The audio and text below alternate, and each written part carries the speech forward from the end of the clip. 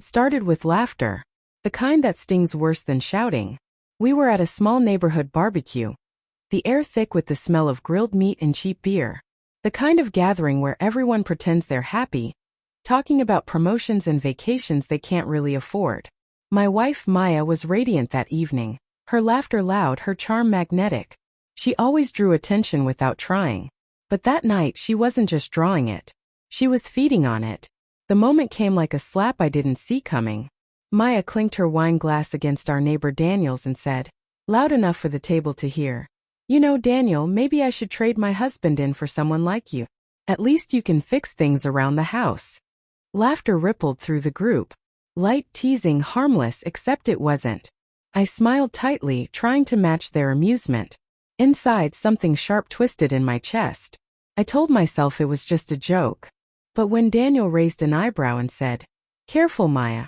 You might not want to joke about things that sound like wishes," the laughter stopped. Her smile faltered. Just for a second. Just long enough. That second changed everything. The next morning, I couldn't get Daniel's words out of my head. They replayed like static, mocking, taunting. Things that sound like wishes. Maya hummed in the kitchen as she made coffee, her robe slipping off one shoulder.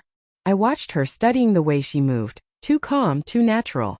I'd known her for 9 years, married for 7, but suddenly she felt unfamiliar, like a stranger in our kitchen.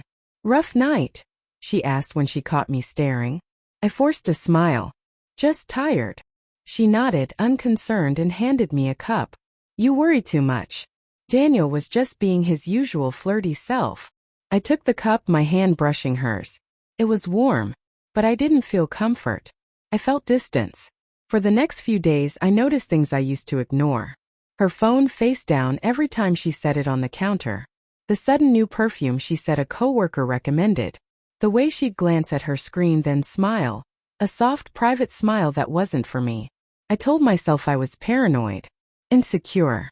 Overreacting because of one stupid joke at a barbecue. But sometimes the truth doesn't shout. It whispers until it's all you can hear. One evening I came home early. The house was quiet, except for faint music playing upstairs. I climbed the steps slowly, each creak of the wood echoing in my chest. Her phone buzzed on the nightstand. "Daniel. Still thinking about that joke?" The words blurred for a second as my pulse thundered in my ears. Then another message appeared. "Daniel." I meant every word. My breath hitched. My fingers trembled as I set the phone down exactly how I'd found it. The music upstairs changed. Her playlist, the one she used when she was getting ready for bed. I should have walked away. But I couldn't. Not yet. At dinner she asked about my day, her tone casual, her eyes unreadable. I studied her face as she spoke. The way her lips curved when she smiled. The way she avoided eye contact when I mentioned Daniel's name. "I ran into him today," I said, watching her reaction. Her fork froze midair for a second. Then she laughed. "Really? How's he doing?" "Fine," I said. "Said he's been busy. Didn't mention you, though." She smiled again, but it didn't reach her eyes. That night I couldn't sleep. Every creak of the house sounded like footsteps. Every buzz from her phone felt like a scream. Finally I went downstairs, sat in the dark living room and waited. At 12:47 a.m., her phone lit up on the kitchen counter. "Daniel." "Still awake?" "Maya." "You're terrible." "Daniel." "You didn't say no." Something inside me broke, quietly like a thread snapping in the dark. The next morning I didn't confront her. Not yet. I wanted her to show me who she really was without realizing I already knew. She kissed me goodbye before work, her lips soft and practiced. I let her. That evening I invited Daniel and his wife Lauren for dinner. Maya's eyes widened when I told her, but she quickly masked it with a bright smile. "Great idea," she said. "We haven't all gotten together in a while." The dinner started stiff but polite. Laughter slowly filled the room again, though this time it felt like smoke, thick, choking, impossible to escape. Halfway through I raised my glass. "To good neighbors," I said. Daniel smirked. Maya looked at him for a split second too long. Lauren noticed.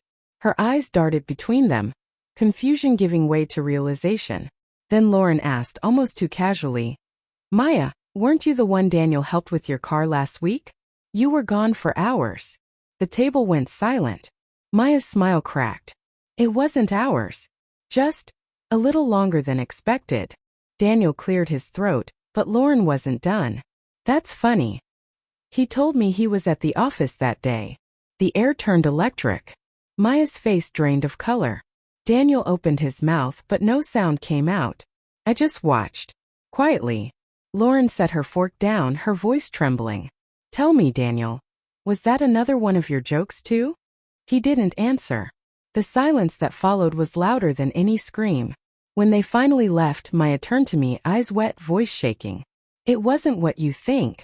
It's exactly what I think, I said softly. She tried to reach for me, but I stepped back. For the first time, she had no words, no charm, no defense. I didn't yell. I didn't need to. I used to think betrayal came from strangers, I said. Now I know it starts with a joke. I walked out, leaving her standing in the doorway, the same way I'd stood that night, frozen, realizing too late that laughter sometimes hides the sharpest lies.